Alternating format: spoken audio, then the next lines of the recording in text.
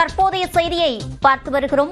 10க்கும் மேற்பட்ட மாவட்ட ஆட்சியர்கள் மாற்றம் செய்யப்பட்டிருக்கிறார்கள். இது தொடர்பான கூடுதல் விவரங்களை செய்தியாளர் அபினேஷிடம் கேட்கலாம். அபினேஷ், யார் யார் மாற்றப்பட்டிருக்கிறார்கள்? பல்வேறு மாவட்ட ஆட்சியர்கள் பணியிட மாற்றம் செய்து தமிழ்நாடு அரசு உத்தரவிட்டிருக்கிறது. புதிய அரசு அமைந்ததற்கு பிறகு பல்வேறு IAS அதிகாரிகள் பணியிட மாற்றம் செய்யக்கூடிய உத்தரவு தொடர்ந்து வந்து கொண்டிருக்கக்கூடிய நிலையில மாவட்ட ஆட்சியர்கள் பணியிட மாற்றம் செய்து பல்வேறு மாவட்டங்களுடைய ஆட்சியர்கள் புதிதாக நியமிக்கப்பட்டிருக்கிறாங்க. அந்த வகையில் தருமபுரி மாவட்ட ஆட்சியராக திருச்சி மாவட்ட ஆட்சியராக இருந்த சரவணன் IAS நியமிக்கப்பட்டிருக்கிறார். அதே போல இந்து சமய அறநிலையத்துறையின் ஆணையராக வினய் IAS நியமனம் செய்யப்பட்டிருக்கிறார். மதுரை மாவட்ட ஆட்சியராக ஆகாஷ் IAS நியமனம் செய்யப்பட்டிருக்கிறார். மயிலாடுதுறை மாவட்ட ஆட்சியராக பிரவீன்குமார் IAS நியமிக்கப்பட்டிருக்கிறார். தேனி மாவட்ட ஆட்சியராக முன்னாள் செய்தி மற்றும் மக்கள் தொடர்பு துறையினுடைய இயக்குநராக இருந்த வைத்தியராஜ் IAS நியமனம் செய்யப்பட்டிருக்கிறார். கன்னியாகுமரி மாவட்ட ஆட்சியராக பிரதாப் IAS திருவள்ளூர் மாவட்ட ஆட்சியராக இருந்தார். அவர் கன்னியாகுமரி மாவட்ட ஆட்சியராக நியமிக்கப்பட்டிருக்கிறார். திருச்சிராப்பள்ளி மாவட்ட ஆட்சியராக பிரதீக் தயாள் IAS நியமனம் செய்யப்பட்டிருக்கிறார். திருவண்ணாமலை ஆட்சியராக வந்தனா கார்க் IAS நியமனம் செய்யப்பட்டிருக்கிறார். அதே போல கள்ளக்குறிச்சி மாவட்ட ஆட்சியராக பத்மஜா IAS நியமனம் செய்யப்பட்டிருக்கிறார். ராணிப்பேட்டை மாவட்ட ஆட்சியராக பிரியா IAS நியமனம் செய்யப்பட்டிருக்கிறார்.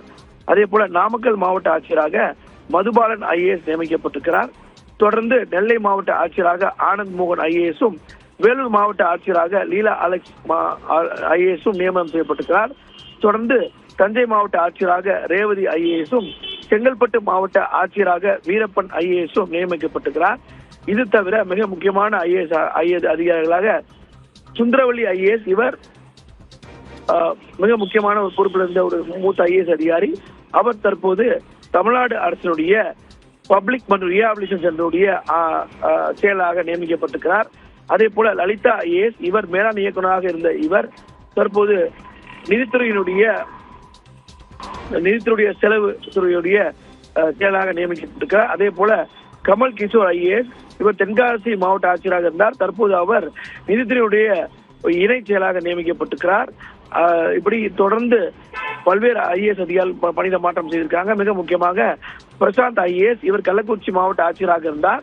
இவர் கூடுதலாக நிதித்துறையுடைய இணை செயலாக நியமிக்கப்பட்டிருக்கிறார். அதே போல கன்னியாகுமரி மாவட்ட ஆட்சியராக இருந்த அழகுமீனா IAS தற்பொழுது சுகாதாரத்துறையினுடைய துணை செயலாக நியமிக்கப்பட்டிருக்கிறார். அதே போல பூஜா குல்கர்னி, இவர் ஏற்கனவே TN கைடன்ஸ், அதே போல தமிழ்நாடு இன்ஃப்ராஸ்ட்ரக்சர் டெவலப்மெண்டுடைய இயக்குநராக இருந்த இவர் தற்போது புதிதாக ஒரு ஆணையர் பதவி நியமிக்கப்பட்டு ப்ரொஹிபிஷன் அண்ட் எக்ஸைஸ் கலால் துறையினுடைய ஆணையராக நியமிக்கப்பட்டிருக்கிறார். புதிதாக இந்த பதவி உருவாக்கப்பட்டிருக்கிறது. அதனுடைய ஆணையராக பூஜா குல்கர்னி IAS நியமிக்கப்பட்டிருக்கிறார். அதே போல அமுதாவல்லி IAS, இவர் ஏற்கனவே கைத்தறி மற்றும் துணித்துறையுடைய செயலாக இருந்தார். இவர் தற்போது ஊரக வளர்ச்சியுடைய ஆணையராக நியமிக்கப்பட்டிருக்கிறார்.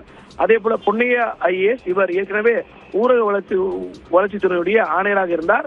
அவர் தற்போது கல்வித்துறையுடைய கொலிஜியேட்டாக நியமிக்கப்பட்டிருக்கிறார். அதே போல வினய் IAS, இந்து சமய அறநிலையத்துறையுடைய ஆணையராக கிரீன் எனர்ஜி கார்பரேஷன் இருந்த அவர் தற்போது இந்து சமய அறநிலையத்துறையுடைய ஆணையராக நியமிக்கப்பட்டிருக்கிறார். இப்படி 15க்கும் மேற்பட்ட ஆட்சியர்கள் பணியிட மாற்றப்பட்டிருக்கிறாங்க. புதிய அரசு நியமனத்திற்கு பிறகு இந்த பணியிட மாற்றம் அப்படிங்கிறது மிக முக்கியமான பணியிட மாற்றமாக பார்க்கப்படுகிறது. மோனிஷா, விவரங்களை வழங்கியமைக்கு நன்றி அபினேஷ்.